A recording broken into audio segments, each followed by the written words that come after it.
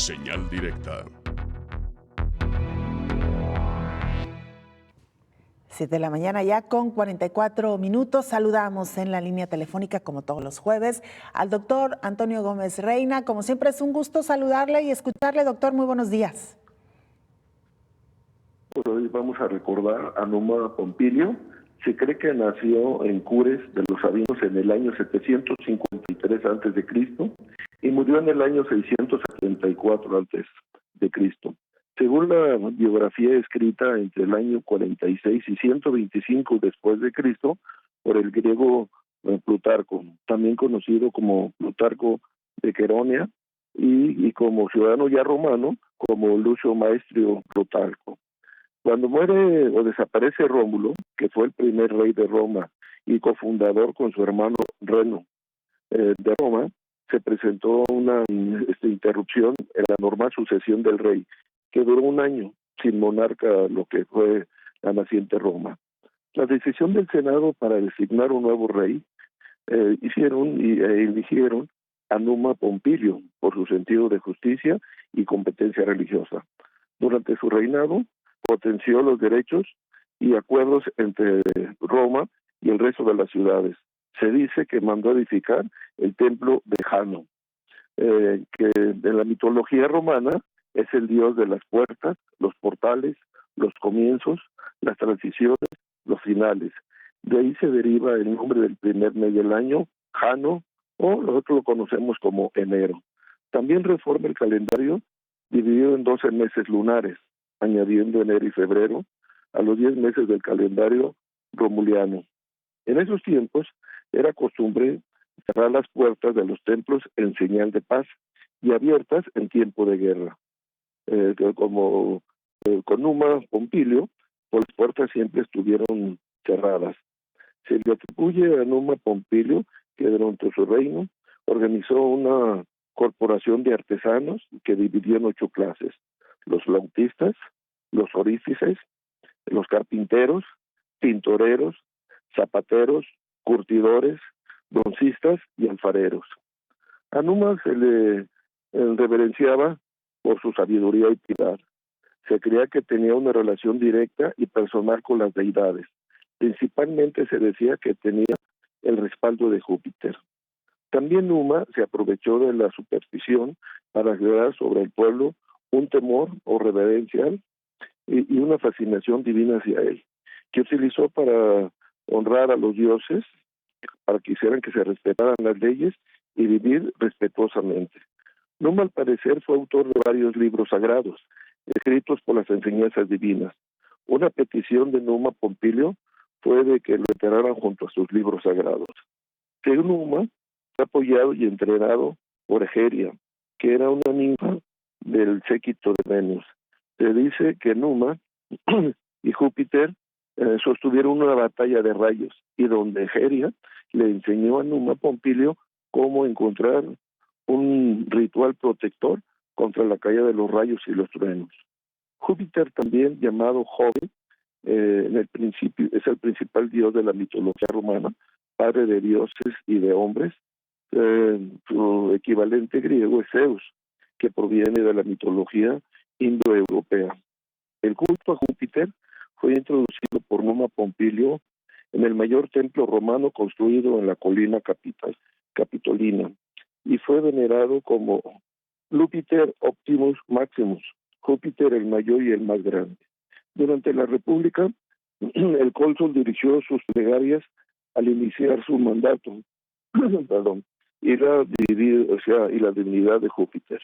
En el tiempo se fue generando un aforismo latino al ver que los gobiernos y agrupaciones y habitantes tenían un doble comportamiento o concepto desigual en áreas como la moral, lo ético, lo correcto, lo legal, contra el interés, la mentira, lo inmoral, entre otras acciones. Este antiguo aforismo latino dice: quo licet, lovi non licet voi.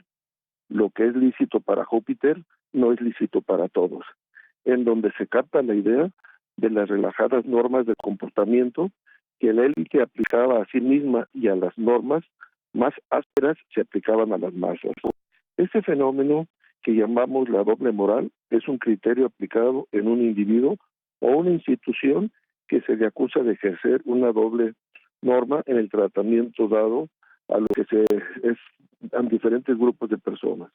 En nuestros tiempos, los grupos de poder político y económico se les permiten más libertades de conducta que a grupos de ciudadanos que tienen poco o nulo poder económico o político.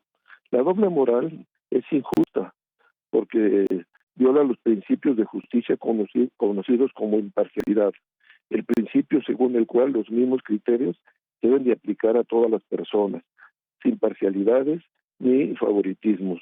La doble moral viola este principio, pues toma en cuenta personas, organizaciones e instituciones con diferentes criterios. Hoy vemos el caso del apoyo que se le da a negocios para que no contaminen el río Santiago. Se ayudará a empresas que voluntariamente quieran cambiar sus procesos para evitar contaminación más al río Santiago. Entonces, las diferentes organizaciones, como puede ser la Coparmex, el Consejo de Cámaras Industriales de Jalisco, la Cámara de Comercio, la COMCE y el CAJ, saben que sus afiliados han generado y siguen contaminando las aguas del río Santiago. Esta doble moral es más que evidente, ya que por un lado el río está contaminado por la infinidad de procesos y que el gobierno ha sido omiso en aplicar la ley, como puede ser la de impacto ambiental, entre otras.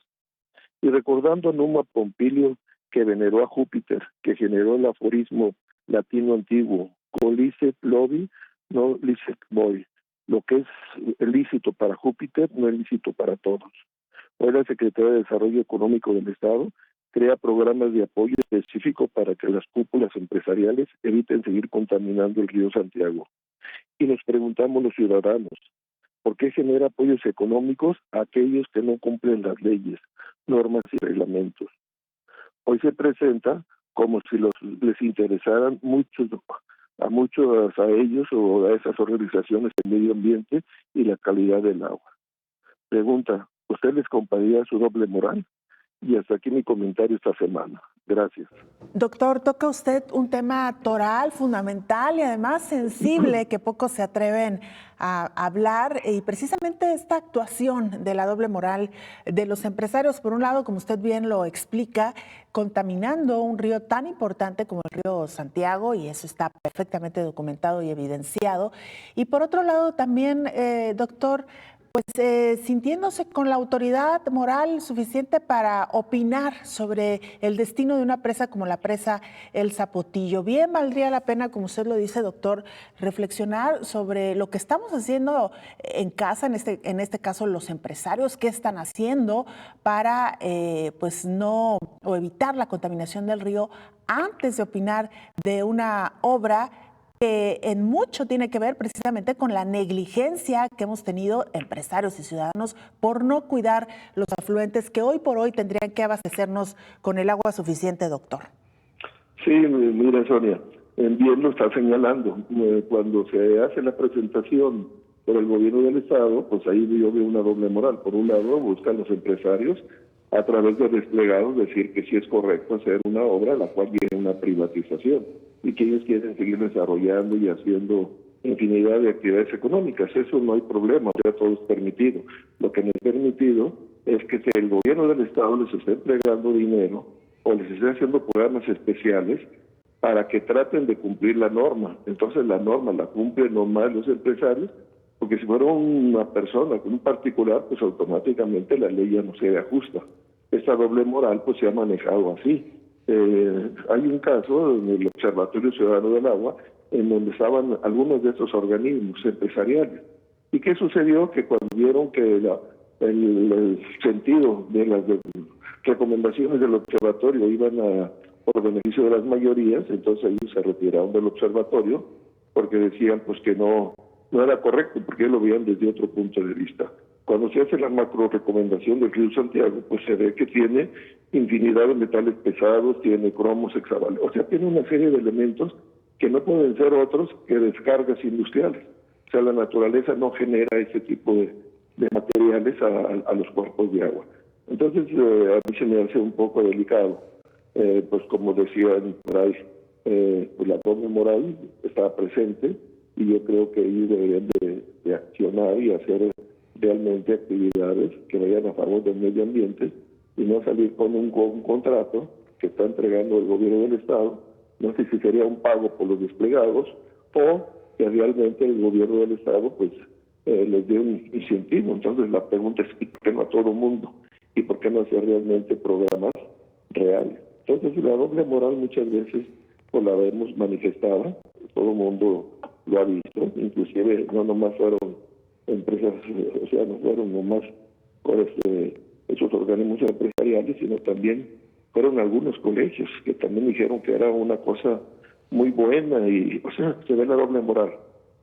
Claro, y como bien lo dice, doctor, pues las autoridades miden con doble vara, en este caso a los empresarios y a los ciudadanos, y también, doctor, mencionar que en el caso del río Santiago tenemos años, si no es que décadas, luchando porque este afluente sea limpiado, y hasta ahora no hemos visto sanciones ejemplares a ningún empresario que, como usted bien dice, pues está más que demostrado que se trata de descargas residuales. Por cierto, hay que decirlo, con todos los daños ecológicos y a la salud de las poblaciones aledañas a este río. Sí, mira, este proceso de doble moral viene desde muchos años, en los cuales se han pedido los principios. Aquellas clases de civismo y de ética que se impartían, pues desaparecieron, que porque no eran justificables. Entonces, al cambiar tu concepto moral o ético o de principios, pues automáticamente estamos viendo una descomposición social a todas luces. Y sí, la injusticia social pues se presenta por todos lados, porque muchas veces se dice y se hace de que hay que proteger una empresa sin saber el daño que está ocasionando.